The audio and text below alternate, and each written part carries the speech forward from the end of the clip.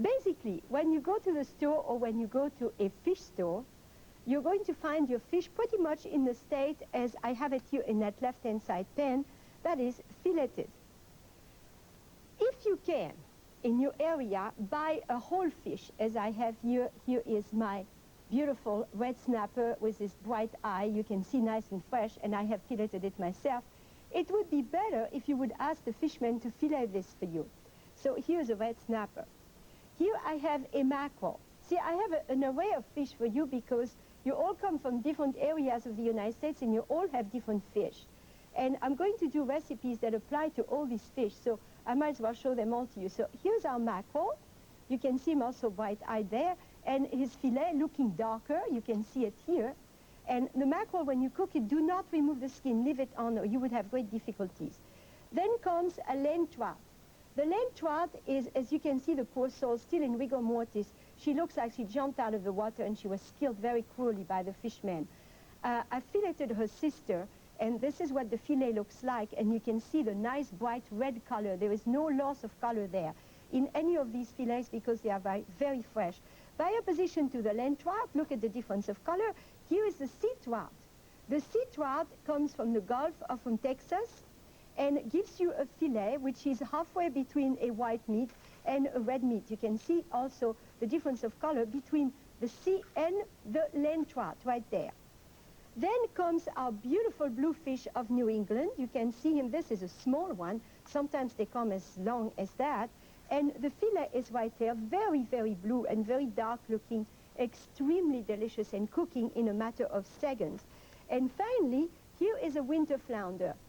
We have this in New England, north of Cape Cod. We also have south of Cape Cod the summer flounder. And I have filleted it myself to give you those two little pieces here. I took one large fillet, cut it in half in length. I wanted to show you this because the recipes we're going to do today are I should not say very new for everybody, but for many of you, they will be a new way of cooking fish, a different way. And they are very modern. They allow us to cook the fish without almost any additional fat. And you're going to see me use not only all these fillets, other fillets, and also a large piece of swordfish that I have here.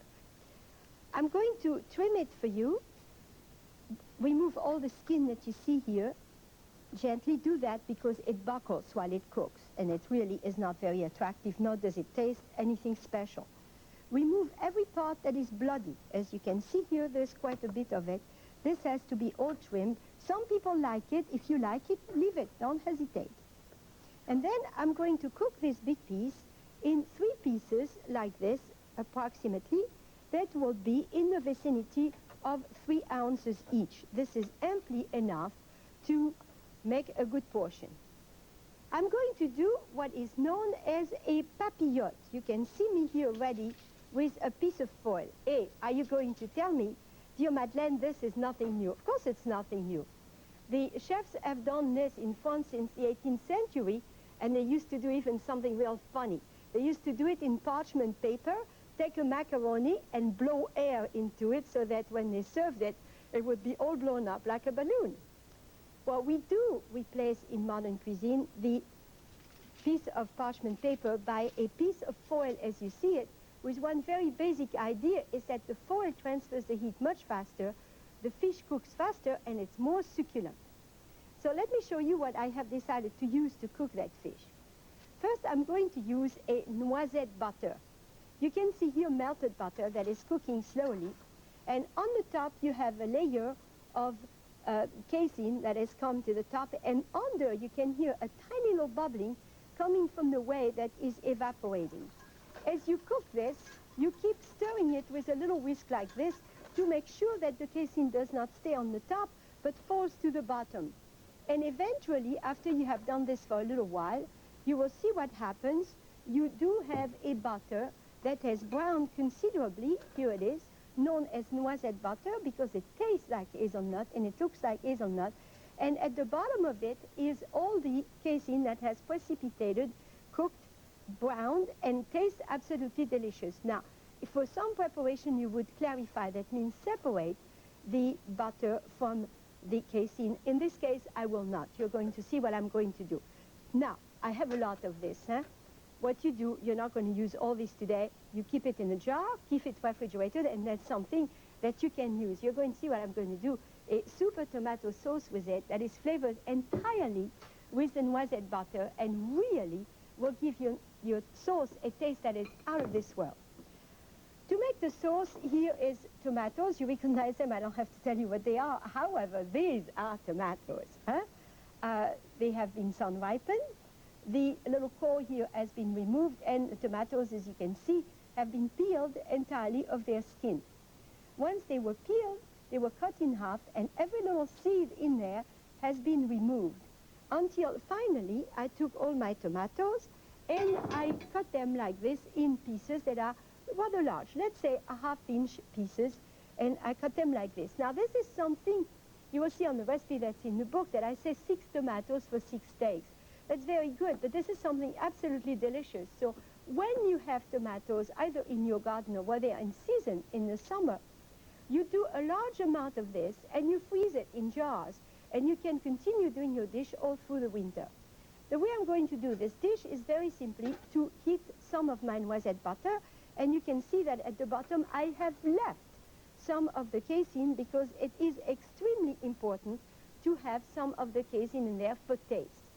The tomatoes will go directly into this, and they're going to cook in this, and you will see them as they go along lose their water.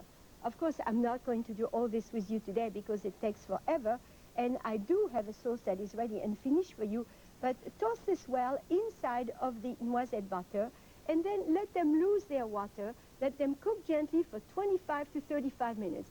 I can't tell you exactly how long it's going to be, because there is not one tomato that has the same amount of water as the other. But let them cook gently, and then you're going to find out that you're going to obtain something that looks exactly like this, known in French as a tomato fondue, which has been assimilated in our American technical and culinary jargon. Now, let's go back to our swordfish. This is what I'm going to do with my swordfish. I'm going to put a little bit of salt and pepper on the top. Not much, that's not necessary, because you will find out that the fish itself is quite salty and quite high in sodium. So a little bit of salt and pepper on each side, and a little bit of the tomato fondue or sauce here at the bottom of the papillote that you can see. There we go. A good spoon. The swordfish on top, a little bit of parsley, a little bit more of the tomato, and I'm going to close my papillote like this. A little more parsley. There we go. Simple as can be. Now you're going to tell me this is bland. Yeah, okay, it's bland. I'm playing on the taste of the brown butter, and you will be surprised when you taste it how delicate it is and how it blends and just mixed together with your swordfish and has a wonderful flavor. If you're Mediterranean, if you like garlic, put garlic. If you like rosemary, put rosemary. If you like savory, if you like basil, anything that you want, put it. Wait for me from keeping you from doing this. Now, watch me close this. Edge to edge, turn around again, and fold. Notice that the dull side of the foil is outside, and tuck it under. This is known as a drugstore fold. And I'm putting this here on that board, and I'm going to let this bake in the very, very hot 400-degree oven for 18 to 20 minutes, depending on the thickness. Have you noticed the thickness of my swordfish? Let me show it to you again. This is approximately a ½ inch, all right? From a half to 3/4 of an inch, no thicker, it is not necessary. ½ an inch will take 14 minutes. 3/4 of an inch will take approximately 18 minutes. Now, let's go back. This is going to go in the oven, and I'm going to show you what we're going to do as a vegetables to go with the swordfish. Here are green beans that are those that have no strings. Use the green beans that are no strings. You can see how I cut them in elongated pieces like this. Okay, so they look a little bit different. There we go. And I obviously have here some green beans, which I have already pre-blanched. You can see them nice and green, in water salted with 1½ teaspoon of salt to the quart. And I'm going to heat here these green beans in a little pan in which I have put a bit of my noisette butter, a bit of regular raw butter, and they're going to go in there and heat gently, reheat gently in this little pan. This will give you a portion for approximately 3. So you need approximately a half a pound for 6 persons. All right, now this being done, I'm now going to heat them well and start preparing my little swordfish and the plate to show you how pretty it can be when it's all finished. Now, here is one that is ready for me here. You can see it. Now, the advantage of this, take a look at this. Huh? I'm opening my piece of foil at the end. I'm going to cut it like this. If you have scissors, use scissors, that's fine. Most of what is too much in the way of liquid will flow into that pan that is under, and you let slide of the piece of swordfish right onto your plate like this. Huh? Now that looks a little flooded for me, so what I'm going to do is simply exit some of the juice here. Now, if we would be in a type of cuisine that is a little richer, I just would not hesitate to put this in a pan and most definitely take out the juice and put more butter into it. However, I don't want to do this for you today. I want to make it very nice and simple so that you have as little fat on it as you possibly can have. So I'm cleaning up the edge of my plate, which I do with a passion and a fury all the time, as you know. And since my fingers are a little dirty, I don't seem to be able to keep it quite clean today, but that's okay. We'll get there, huh? There will come my green beans, okay, at each side.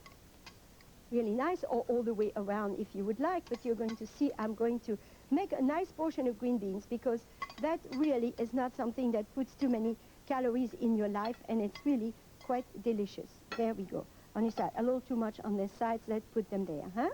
There we go. Now, put them at catty corner from each other like this, and in each little corner, you may want to put a little leaf of basil or something, a little bit of parsley, as we have here. Let's put a little pile of parsley, okay, right there, so it's nice and pleasant, and a little bit of the fresh parsley on the top. This is your swordfish, absolutely almost calorie-free. I have put no butter, nothing, although it doesn't keep you from putting some butter on the plate if you would like. That's perfectly all right.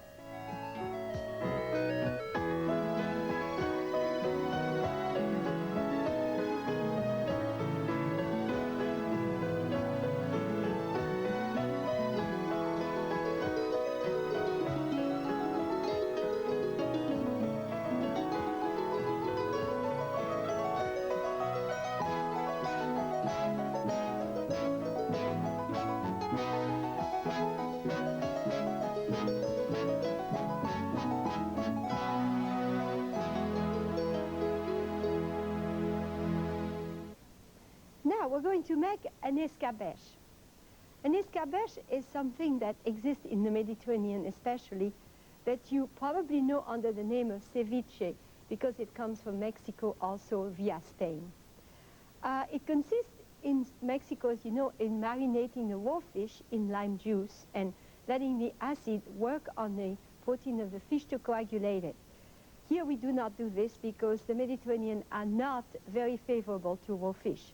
They cook it, not too much, sometimes too much, but they, after this, will do the same system, marinated in something that is acid. That something that is acid is a very strong Mediterranean dressing that varies, because originally the idea called sisquib was coming from the Persians.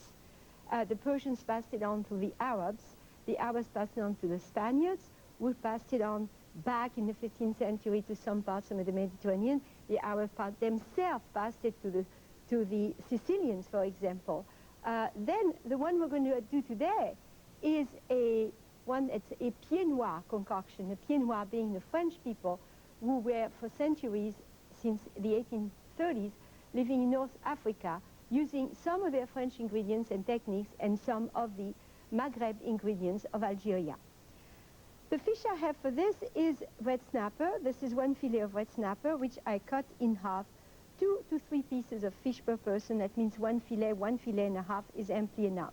I'm going to lightly salt the flour here, pepper it a little bit, and pass the fillet through the flour to just coat them lightly so that they do not stick to the pan. If you want to avoid, look at me slapping this seriously, so there is absolutely not too much flour on it, just a wee bit, huh? Just enough. Come here. There we go. And I'm going to put them in a pan that I have ready here. You can see this. It's lightly coated with oil, very lightly. It should normally not sizzle. We hope it's not going to sizzle. It's not sizzling, huh? It's always a little difficult. The technique is known in modern language, I call it this way, pan steaming. That means that you're going to just coagulate the meat in your pan just a little bit. I think I don't have too much fat there. I may have to add a little bit of the fat. Just wait a little bit.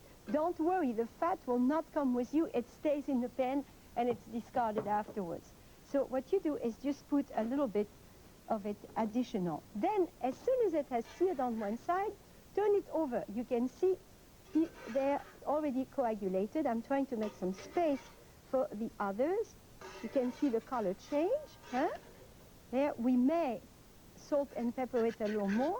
You see, if the pan is not quite hot enough, it will have a tendency to stick a little bit, which is not quite what you want to do, but that happens if you have prepared your filet a little bit ahead of time, when the juice of the filet and the flour mix together to make a paste, and that is the case here. You can see it happen.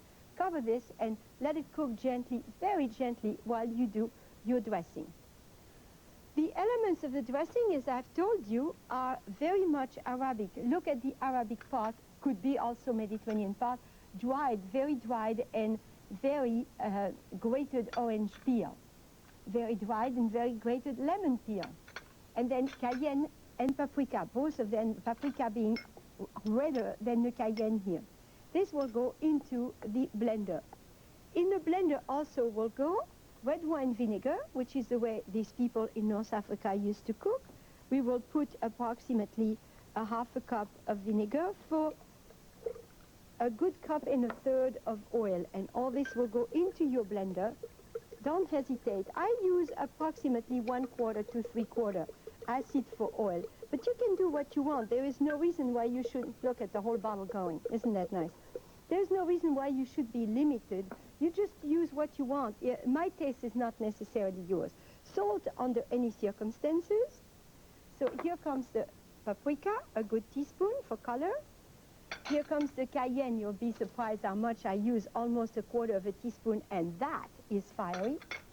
A good teaspoon of orange wine for its flavor, and a good teaspoon of lemon wine for its bitterness. All right?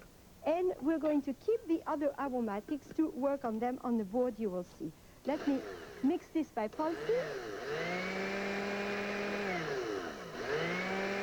There we go. This is all we wanted. Now, I'm going to add the aromatic. Here's the French part, the shallots.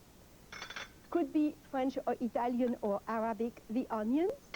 And here is the garlic, which I'm going to finish bringing to a paste. It's almost to a paste, but I really want it to a paste. So look at me really flatten the garlic right on the board. You think there is nothing left. Look at this. But it's there. When I pick it up, look here. Huh? In great big stroke like this on the board, just so that you remove it. At the same time, what you do is remove a tremendous amount of very, very strong juice that stays on the board. Lots of parsley for a good color. There we go. Okay, and your dressing will go on top of this and be mixed with a little whisk. There we go. Here's your dressing going. You can see the cayenne in there. It's wicked, huh? Absolutely wicked. Meanwhile, I have to go back to my fish because I want to make sure that the whole affair is not overcooking for me all of a sudden itself there in its little corner. There we are. Yeah, well, there is some that is already done. You can see this one here is absolutely done, coagulated. I'll turn this one more second. Now, I want you to know that in some parts of Italy and in some parts of the Mediterranean, they do not hesitate, especially in North Africa, in the port of Algiers. I've seen it done, where they take the fish, flour it, dump it in a wild boiling hot, and then finally put the dressing on it. Some of the dressing goes at the bottom of the dish that you see here. There we go. And I'm going to transfer the fish directly from the pan into the dressing so that the fish does absorb the dressing while it is hot. Huh? There we go. This is what you do in little pile like this. you let it absorb the dressing, and you'll see me after this pour over the fish. The fish is not quite cooked. Yes, you saw it right. But guess what's going to happen? The fish is going to continue finishing cooking in its own heat and absorb the dressing at the same time. Let me make some space so you see better what I'm doing. There we are, okay? Here, more dressing on top of it, and then we're going to switch to something that is, there we go, pour it, don't hesitate, put plenty over it, and let it go overnight. And you're going to see what has happened here. Let me come back to this side of the set. You're going to see what has happened, that in the dish that I'm showing you here, there we go, we have this dish. You can see how the dressing has been totally absorbed by the fish. Now, this is a presentation that you can do if you want to put it on the table. There's enough fish there for 4 or 5 people. I would say a fillet per person is enough for me, but if you're a bigger eater, don't hesitate. Some of the guys will eat 2 fillets. You can be sure of that, huh? So that's the general presentation. Now, I like to do it sometimes using a nice plate. I have a nice colored plate here. So I'm going to use some of the one I have just done here to decorate a little plate in a little more fancy manners. Let's take the pieces that are the best like this. There we go. Here's 1. Here is 2. Okay, let's put it this way. There we go. Very good. We are going to put on the other side an alternance of orange with red onion. Stay with me. You see, keep the center of your red onion. It does look nice, huh? Like this. Red onion, orange and red onion. There we go. Again, now, if it's too studied for you, just do it the way I did there. It's very, very simple, you know, very simple. Then we're going to put a nice bunch of parsley right here at the center to put a bit of red color. And I'm going to take a spoon over here and spoon a little bit more of my dressing over it. Now, I will show you what I have on the side. See, what you want of the dressing, when it says marinated, is all these beautiful aromatics that are in the dressing to stay on top of your meat like this right here. And put a little bit of dressing in the plate. There we go. What is important in the dressing is not so much the oil. As a matter of fact, the oil, if you keep it well refrigerated, will keep for another dressing. But keep it well refrigerated. It lasts a good 2 weeks. Huh? So you have that plate here, and this is the more formal presentation and the more home-style presentation. If you would like to, if you like to eat and absorb the dressing, it would be a good idea to make a solid dish of brown rice. This is just plain boiled brown rice. To it we have put salt and pepper and a little bit of parsley, and serve it with this. This is an excellent Sunday supper, anything that you can do ahead of time. Notice, you can do it, you can store it as much as 48 hours ahead of time, well covered with a saran wrap. And when you serve it, you can either leave those slices of lime and lemon that I've put here, or just simply not use them. Do whichever you are the most pleased with. Well, I thank you today for your attention. This, I hope, will be diverse and different ideas for you to apply. You saw me apply this to a piece of snapper. The best, absolutely best fish to apply it to is in New England and on the West Coast, what you call red rock cod in the West Coast, and ocean perch in the area of New England. It's solid, it's firm. As you saw me, I fought a little bit the texture of the snapper because it's one of those that is so tender and delicious that it falls apart. The stronger your fish, the more difficult it will be for the dressing to penetrate it. So if you have a very strong fish that is very resistant, do use a lot of dressing. Have a nice dinner, enjoy yourself, and make sure to communicate with me if you want more information about fish.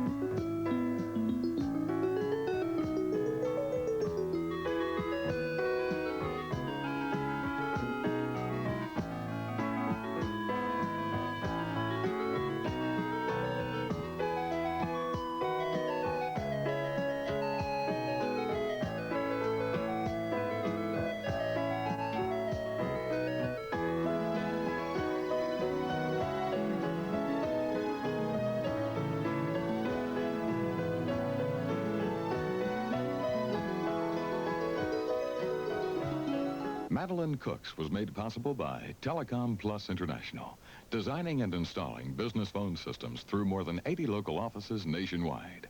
Telecom Plus, because intelligent communications begin with intelligent people.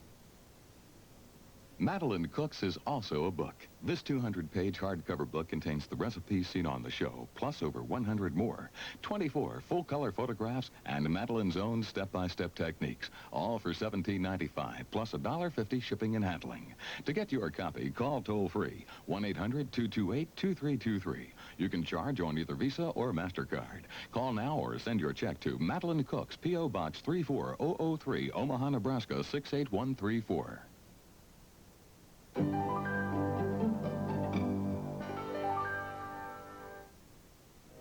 Glenn Miller, A Moonlight Serenade, is about a love affair between a country and a music maker. Join us at Glen Island Casino to celebrate that Miller sound with our special guests, Johnny Desmond, Tex Beneke, Marion Hutton, Julius LaRosa, Anita Gillette, Sylvia Sims, and our host, Van Johnson, here on public television. Today at 5 on Wisconsin Public Television. Only one man could bring out stars like Frank Sinatra. I think he's, without a doubt, the most consummate musician I've ever heard. Bobby Short. As a young boy working in vaudeville, I was billed as the miniature king of swing. But I was just a pretender to the throne. Rosemary Clooney. One of my proudest moments in my whole career was when I sang with the Benny Goodman Sextet.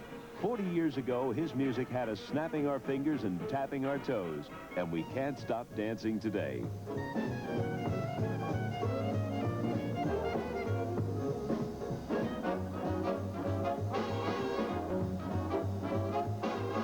It's a once-in-a-lifetime concert celebration. Ladies and gentlemen, the King of Swing, Mr. Benny Goodman. Don't miss Benny Goodman, Let's Dance, a musical tribute.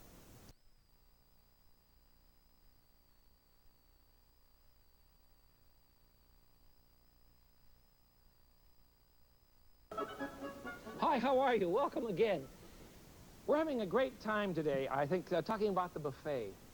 Now, when I go to a buffet and I have to stand up and eat all of the time, I'm really frustrated. After all, historically, that was no way to eat. Generally, in times past, buffets were held and you were waited upon, and you know what we did? We laid down. There, you see? That's how it went, and that's exactly how we should be. Those dogs, look at that. Well, that's the way we should have eaten in the past, and that's the way I think we should eat now. But since we cannot lie down all of the time, we can certainly at least sit down. In the ancient world, those who laid down when they ate were citizens, and the servants had to sit in chairs. In our time, we all sit in chairs because, you know, the whole servant thing is gone. So I want you to understand that it's still very reputable to have a sideboard. The sideboard simply meant a place where everything was kept while the servants fed you. In our time, we go to a buffet ourselves because we don't want to have servants wait on us. Tom Jefferson was so frustrated by the presence of servants in the dining room that he designed a Lazy Susan. It was half in the dining room and half in the kitchen, and the kitchen would load up their side, turn it around, you saw shelves on it, turn it around, and then all the food would be in the dining room. Then they'd load it on their side again in the kitchen and turn it around again, and a new series of courses would appear. Tom was a brilliant man and a serious eater. He loved buffets, and so do I. I love buffets. Once in a while, Patty and I can find enough time to throw a buffet for, a few close friends, and we'll set out a few dishes. This was a nice one that we had recently. We had about 6 people in, and it was a nice time. I always like to put out a few salads and put out some of the nice china, because after all, you are trying to compliment the guests. Patty's always overjoyed with this sort of thing because she claims that it's no work at all. No, you're catching on, aren't you? We are not in my home. This is Arnie's, a restaurant in Highland Park, just outside of Chicago, that loves to serve buffet all the time. And you just walk and walk and walk and walk and eat and eat and eat and eat. The chef's a marvelous fellow, and the food is really very good quality. Generally at buffets, I don't mean these all you can eat for $1.39 places. Those are terrible. They have a very nice variety. Most buffets have a lovely selection of salads and all. I want you to do the same thing. Put things on your buffet that will hold up for a period of time. You see, a cold salmon, stuffed tomatoes, or a good pasta with a bit of chicken. These things will hold up beautifully so that it isn't going to collapse. The only problem you have with a first-class buffet is that of choice. And perhaps it's possible to take too much food. You know, I really just couldn't decide. Well, so those are the breaks. All right, let me cook a couple of dishes for you today. Not quite that elaborate, but surely dishes that should be just as beautiful. The first one I want to prepare for you is a crown rack of pork. Now, when you go to your butcher, tell him precisely what you want. This is the crown rack. It's the ribs of the piggy, you see, the spare ribs with the loin. I'll turn that over again for you. The loin is still intact. You see? Now, what you do with the rack, he will cut it for you and tie the ends. This is both sides of the piggy, you understand? Both sides of the ribs. He'll tie it together so that you have a crown. And this is what you do to it. First of all, you want to put some salt and pepper on him. Just a bit, you see? A little bit to go. And some pepper. Fresh cracked pepper, of course. You can rub that in. We're going to put a bit of sage, whole sage, and thyme on him. Thyme on him? How do I know this? Well, never mind. Don't ask about what kind of pig this is. But rub your thyme in, and we'll put some, that was the sage, I'm sorry. And then some thyme. There we go. Now, you can baste him in the oven with a bit of white wine off and on during the baking.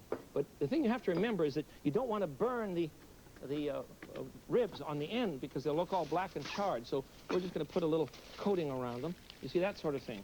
Do that all the way around the ribs. And then to keep it from burning in the center, overdoing the center, make a ball, a loosely folded ball of aluminum foil, and put it right in the center here.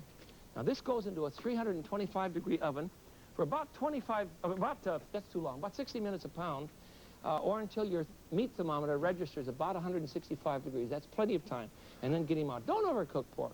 Those days are gone. You're not going to, unless you're buying pork from someone who's not been inspected by the government. The government's doing a very good job on it. Let me show you what you have. Show you what you come up with. It's going to be one of those days, isn't it, huh? But that's the fun of a buffet. There's so much food around, and it'll hold up if you choose the right things. You'll have a great time. Here he is. Here's my crown rack. He looks pretty bad that way, but let me get him on a platter here. He's not terribly hot. I've let him cool a bit. So first of all, we'll take off take out the aluminum foil. Notice in the bottom of this one, I've placed a metal cup. Can you see it down in there? Do you see there's a metal cup down there? It's it's not a cup, it's what is it, I think it's a 1-cup measuring thing. Maybe it is a cup. I'll see if I can get that out as I remove the remove the pork. You can also do this with lamb. That's why I'm slipping here. All right, out he comes. Just put him onto our platter now. There we are. That was left in there. Taught me by one of my staff, by the way, a very clever trick, to keep it very round. Now, in the center, you'll want to place a bouquet. You ready? A bouquet of parsley. Isn't that cute? And on these little ugly bone tips that are sticking out, we want to put panties. Now, don't laugh. I don't approve of coming to the table in T-shirts and shorts. And my sons know that. I have a little sign on the table that says, what is it? No shoes, no shorts. No shoes, no shirt, no service. That's really the truth. And we always put on a clean shirt for dinner, and I think you should certainly put fresh panties on your pork roast. Are you ready? Here's what you use. If you can't find these, we made these ourselves. You see, aren't these cute? On they go. And if you want to learn how to make these, let me put these on in a hurry, and then there's 16 ribs, by the way, in a regular piggy, and you have the whole works right here. Isn't that cute? And when you slice these, you see, the ribs, each rib is a major, I guess 8 people would feast on one of these. Each rib is a major piece of meat, but I eat 2 of these, and we always have, for our family of 4, we have a whole rack like this for a holiday, and then we save the rest and slice it cold. It's wonderful eating. Now, you see, you want people to come to the buffet and to say, oh, look at that. You want them to have a good time with it. Isn't that great? Let me put it out here on the buffet. And then I'll show you how to make the panties. Because you might, if you buy them in a package, sometimes they really look a little crude. So I'm going to show you how to do it. It's very, very simple. Take a cheap napkin. Don't try and do this with good napkins. It won't work. Take a cheap napkin, see, and fold it over on itself a bit. We want to fold like so. That's about 1.5 inches wide, you see. Don't worry about the length. I'm worried about the width here. Now then, we'll cut halfway down, or about 3/4 of an inch, all the way. There we are, lickety-split. Gee, you'd think I knew what I was doing here. That's fine. And then cut that off. And we have one panty. Doesn't look very exciting yet, does it? But let me show you what to do. We want to open him up and turn him over, see? And reverse him. See what I've done? Now you reverse this. There we are. And then roll it around your finger. Do you get that? Turn it out so now it's puffy and nice. Roll it around your finger. Okay, and then grab. Yeah, that's tight there. Now it's working. Roll it around your finger and then grab some Scotch tape. I have some over here. And we'll simply seal it with Scotch tape thusly. One pork panty. What a riot. But the point behind such a riot is decoration for the whole buffet. You want everything to look good so that when people come, they're surprised. The Japanese say that a feast should feast the eyes as well as the stomach. And I believe that. Now, one of the things you should do in a buffet is to serve lots of vegetables and delicious things, but if you cook them too long, or if you keep them warm for a long time, they die. So let me show you a quickie. Here's a salad that's made of Brussels sprouts. Don't laugh at me. I don't want you to cook the Brussels sprouts. I simply want you to eat. If they're frozen, that's a little bit of water here. If they're simply frozen, throw them in the bowl and serve them after they've melted. But if they're fresh ones, of course, then you're going to have to blanch them. Now, to our Brussels sprouts, this is a couple of boxes of Brussels sprouts. We're going to add a little bit of chopped green sweet pepper, sweet bell pepper, you know? They're beautiful things. All right, bell pepper, and we're going to add some green onion. Oh, what's that, about 3 green onions for 2 packages of Brussels sprouts. And then we want to add a bit of vinaigrette dressing. Nothing complicated about this. And the point is, of course, that it will, you use your own vinaigrette, any one you want. The point is that it'll hold up well on the buffet. It'll be attractive. The flavors are just delightful. The vegetable is so crunchy, and it'll sit there all afternoon for you. You won't have to worry about it, so that you can enjoy yourself too. That's the point. Oh, how about some almonds, sliced almonds for a little garnish? There, doesn't that do it? Certainly helps. There we are. All right, that's ready for the buffet. Now let's go on. This next one is a kick. It's a dish from Mexico, and it's made with turkey. It's called turkey mole poblano. What it is turkey served with chocolate and chili sauce. No, it's good. Sounds strange, but here, it's how you do it. First of all, the chilies are interesting. Let me show you. I have 2 different kinds here. These chilies are all from Mexico.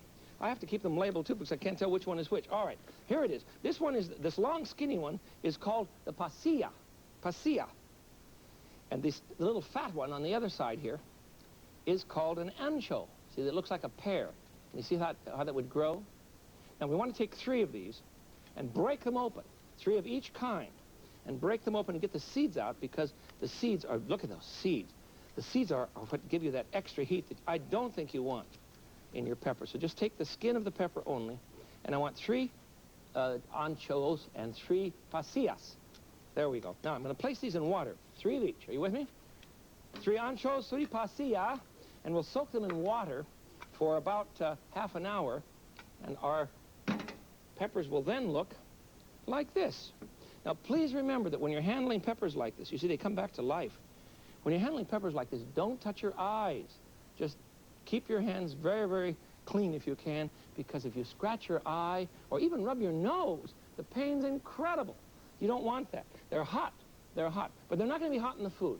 Please, relax. It's all right. Okay, now, I have sautéed 3 onions and 5 cloves of garlic, and they belong with the peppers. Now, we'll put all of this in the food processor. We want to grind it all up into a mud. So here we go. I'll put my onions and garlic in the food processor, and then we have a wild bit of spicing to do. Don't put the water from the peppers in. Not the water at all, just the peppers that you've soaked. 3 of each, 3 ancho, 3 pasilla. Put them right in there. There we are. And then the water can be discarded, I think, unless you want to throw it into a really hot soup. And that's your business if you'd like to. Let me give you the list of spices now that we're going to put in here. I need a green bell pepper, a fresh one like this, you see? And we'll chop up the pepper. Take the seeds out of that, too. And it's very easy to do. Just cut it in half, you see, and just take out the seeds. And then we'll just chop it up into coarse pieces because it's going right into the pot. We don't need to worry about this. So into the pot it goes, the food blender, you see? Then we'll put in the spices. So we have onions, 3 kinds of pepper now, ancho, pasilla, and fresh green, sweet bell pepper. Now, the spices are complicated. Listen closely now. We need cinnamon. Where is my cinnamon? Here we are. I'll just put it on a saucer so we can see all of this, huh? For the cinnamon, and I'm looking here, I'm not cheating at all, 3/4 of a teaspoon of cinnamon, all right? Then I need half a teaspoon of ground cloves. Then I want to add, this is a little spicy, you'll love it, 1/4 of a teaspoon of dried coriander, which I've just freshly ground. That's a little much, that doesn't matter. Nobody cares, it's going to be delicious anyhow. We need some ground anise, about 1/4 of a teaspoon. All right, there we go. All right, so that's a little more than 1/4 of a teaspoon. It's going to be delicious anyhow. Anise has that licorice flavor that'll really be wonderful. And some cumin, ground cumin. These are common with Mexican cuisine. There it is. And all of that now will go into the pot, the osterizing pot here, the food processor pot. There we go. And we're going to grind all of this up. And then we'll continue to grind other things in it as we're making a mole poblano sauce. The sauce came, they tell me, the Mexican sauce supposedly came from a marvelous monastery in Mexico years ago when a bishop was to visit, and the gals in the monastery had nothing to feed him except a turkey and their normal spices. So they supposedly invented this dish, and watch what they throw into it. Now, I need to add a cup of canned tomatoes. Need the little juice in that, that's about right. A cup of canned tomatoes along with our spices and herbs now. And then 1 torn up tortilla. Just an old tortilla, you know, one from down the block. Just get a tortilla that's, rip it up. This is a wheat tortilla. Don't use corn. We'll throw that in. We want to grind this up kind of as a filler, you see. That goes into the pot. Then we add, how many, let's see, how many sesame? 1/4 of a cup of sesame seeds. There they are. These are raw. They're not pre-cooked. They're raw ones. And we have some raisins around here somewhere. 1/4 of a cup of raisins. You see, it's going to be sweet and just delicious stuff. I know this looks strange to you, but give me a chance, and you will, if you'll make this, you'll be amazed at how delicious it is. It's absolutely delicious. All right. It's ready to go into a saucepan, and now it goes to the stove. First time I served it for Channing and Jason, they thought I'd gone over the edge. They really did. Oh, that's all right. They've said that to me before. We want to put the mixture now into a good saucepan and get it on the stove. Bring it to a simmer. Simmer it for about 10 or 15 minutes, along with 2 cups. Oh, let's see, get it out of here. There we are. Already it just smells terrific. It's rather unusual, I admit, along with 2 cups of chicken broth. Now we'll simmer that on the stove for a while, and then here's the clincher. After about 10 minutes, I want you to put in 2 squares, you see, of baker's chocolate. This is semi-sweet chocolate. That goes right into the hot sauce, and once that melts, the sauce is ready to go. Can you believe it? Mole poblano. Let me show you one that's already cooked and ready. It's just delicious. Okay. And the result is this very sauce. It's very, very rich and very delicious. You see how dark that is after it cooks a bit? It doesn't take long, and the odor is just terrific. Now I will cut up some turkey. I've cooked my turkey rather quickly in the sense I don't have to spend any time with it by simply deboning. If you want to use the leg and the thigh, that's fine. I like the dark meat myself, but it'd probably be easier for you to buy frozen turkey breast, and that's easy to cook. Simply throw it in boiling water. Let me show you the pot here. Clear a spot, and I'll cut up some of this for you. There we are. What you want to do is simply throw it in boiling water and simmer it for about, I would say about 30 minutes, and then just leave it in the pot and turn the heat off, and about 20 minutes later, you can serve it. No problem. And it's simmered, you see, so it isn't all, you don't have to do any roasting. It saves a lot of time, and it's great for a buffet because it will sit. It's all right if it's a little cold. It doesn't have to be hot. There we are. What did we just lose here? We're all right. There are a couple of turkey thighs in there, thighs in there somewhere, and we'll see if we can get them out here. I just need one to show you. There we are. Here's one. You see, what I've done was to brown him first. You see, I browned him first in a frying pan. Then I put him into the water, boiling water, and I let him sit in there for about 30 minutes. Then I turned the heat off, and we're going to slice him now. for our turkey mole poblano. Can you imagine the nuns whipping this up in a hurry while the bishop sat in the front room and wondered what was going on? But that's the story. I never question those stories, do you? Wonderful things. Wonderful things. The church in desperation has always given us strange solutions to problems. More fun. All right, we'll chop up our turkey or slice it up. This is very, very moist. You must understand that there's no work involved in eating this. That's another thing you want to do when you have friends at a buffet, because there are generally a lot of people around, and you don't want them to have to fight with things on the buffet. Now, I'm going to put that on a platter so we can, here it is. There you go. All right. And then we'll cover this with the mole sauce. We'll just leave one on here that hasn't been sliced yet. Put mole sauce over this and have it sliced so that people can just pick it up on the buffet very easily so that they don't have to work at the buffet. I think that's rude. It's also uncomfortable. That's no fun. All right, now we'll put the mole sauce over it. And remember, our mole is a chicken and marvelous sauce. Good things. I'll put it right down the center, I think, if I can. Yes, that'll work. So it doesn't look too... I don't want to cover the chicken up completely. Maybe a little on the side over here. There we are. That should do us. Oh, this is... The odor is just wonderful.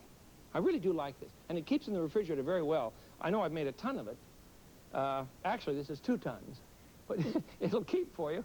And 2 or 3 years from now, you'll run out. No, I'm lying. It'll keep for you for a good 3 weeks without any difficulty at all.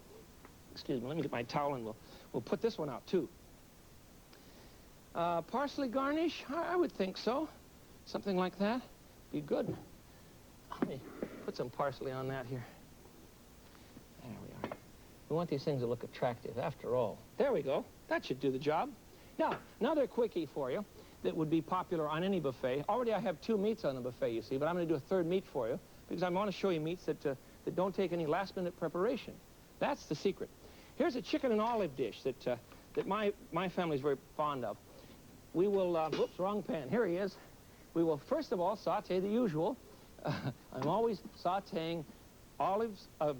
That's what we put in later. Always sauteing garlic and yellow onions, and they're already in the pan. Now, into the pan, we want to place 3 cups of fresh tomatoes. We're sauteing these now. I'm not going to cook them in front of you. They're already cooked. So you saute these, and then we'll add 3 cups of tomatoes, and a 6-ounce jar of chopped olives, and the stuffed olives. And I buy the cheap ones that they call salad olives because they've, well, how do I say this? Have you ever seen an olive spit out his pimento at you? Well, that's what they've done. The pimento has fallen out, so they're very cheap. You just chop these up. 6-ounce jar of salad olives or stuffed olives if you are that wealthy. There we are, and we'll saute this in the stove for a bit until the olives begin to collapse. We're going to add a bit of pepper. There we are. And a bit of oregano. Oregano is a wonderful flavor. Oh, what am I putting? About a teaspoon? There we go. About a teaspoon of oregano. And finally, as this begins to cook down a bit, I'm going to add, let's get this on the burner now, I'm going to add 1 cup of red wine. Here it is. That's just a little more than 1 cup. We don't want all of that. All right, 1 cup of red wine. Simmer this, give a nice sauce. Then you're ready to put the chicken in the pan. Now, I've already browned the chicken, you see. This is 1 whole chicken. I've omitted the back, of course. We don't need that. And this is wonderful into the sauce. Cook it until the chicken is tender, about ½ an hour. But brown the chicken on both sides, please, first. And it's the kind of thing that people can scoop up and put on their plate. Remember, you don't want a lot of sloppy stuff. Stuff that's going to roll onto the floor when they're trying to walk back to the table. That's just simply rude entertaining. You don't want to embarrass your guests. I know you're worrying about your rug. That's your self-centered worry and my I'm always worried about my wine glasses or my rug or something. But in reality, the first thing we should worry about is our guest. And it's simply not fair to ask them to carry a lot of stuff back to the table that shouldn't be given them in the first place. It'll spill. So we don't want to do that. All right, let's take a look at one. I have one all ready to go here. This one is just finished, about ½ an hour later, maybe 45 minutes if you like your chicken really tender. There. We have 2 kinds of chicken in our house, Channing's chicken and Jason's chicken. Channing likes his Chinese style, not quite so cooked, and Jason likes his French style, so it falls off the bone. So, you know, we do what your family does. There's always a battle over what's going to be on the table, but it's fun. Let's get this in a casserole. I don't want to serve it in a frying pan. There we are. Chicken and olives. This would be great for a buffet. Yes, you're right, a little rice would be fine, or perhaps some noodles. I think rice would be the best thing, though, because the sauce is very, very rich. There you are. Okay. We'll put that on our buffet. Shall we get, let's get a tablecloth of some sort, a little bit of color. It's going to look much nicer on the buffet. You'll see if we can put out some color here for us. All right. That's better. And finally, I won't have time to make all of this for you, but I want to show you one more dish. If you mix up some rice with green chilies, they come in a can, a little bitty can, you see. These are, this happens to be El Paso brand. Ortega makes them, but you want green chilies. That's a 4-ounce can. And you want a cup of sour cream. You get the basic ingredients now. Some green onions and some jack cheese or Swiss cheese, and you blend this with rice. Got that? Sour cream, pound of jack cheese, the green onions, and the chopped green chilies. Mix it with rice, put it in a ring form or something. The rice has already been cooked, about 2½ cups of cooked rice. Not uncooked, but of cooked rice. You measure 2½ cups. Put it in a ring mold, and you'll find a marvelous dish. Let me get that one out. I have it in the oven already. I have a round plate for this one. Okay. Wrong oven. Boy, this place is, here it is. This place is jumping today with all kinds of good things to eat. There we are. Ooh, it's warm. I placed this in a Savarin mold. And we'll turn it out right now. As soon as I can find the right platter here. Let's use a glass one, huh? That would look good. And let's see if this works. You see what I'm doing? Just turn this over and see, just put it on top, and we'll see if this works. You laugh at me. Just a minute, kiddo. So it sticks for you, so it sticks for me. Ha, ha, ha. I win. There you are. Put that on the buffet. It will go great with the chicken and olives, or with the mole poblano. The whole point is that you're free. Once you get things ready to go and they're banging on the door, you should be free to sit down and enjoy yourself, too. That's the whole point. Have a wonderful time with entertaining. All right, what we've tried to do today was to talk about the classic buffet and remind you that in the old days, we didn't eat sitting up at all. We ate lying down and people waited upon us. Those days are gone, gone, gone. In our time, we invite our guests to come and literally, in the old American style, wait upon themselves. But you must have things planned so that they don't have to do any work. That's rude. No cutting of their own meat at a buffet. Everything's ready to go so they can put it on their plate. And I'm suggesting that you try a large crown rack of pork and make your own little panties for it. Or try making salads of vegetables, and you don't have to cook them. If you use frozen ones, you can do them very quickly. Or turkey mole poblano from Mexico. I know it sounds a little strange with chocolate and chilies in it, but it'll just delight you, I promise. Finally, a chicken and olives, a simple recipe that my sons are very fond of. And finally, try molding some kind of a grain or a pasta, in this case, a rice with cheese and peppers, so that when you lay out your buffet, it has a good variety and it looks like grand fun. Your guests will have a good time, and so will you. That's the point in entertainment. I'm glad we could be together today. Until I see you again, this is the Frugal Gourmet. Bye-bye.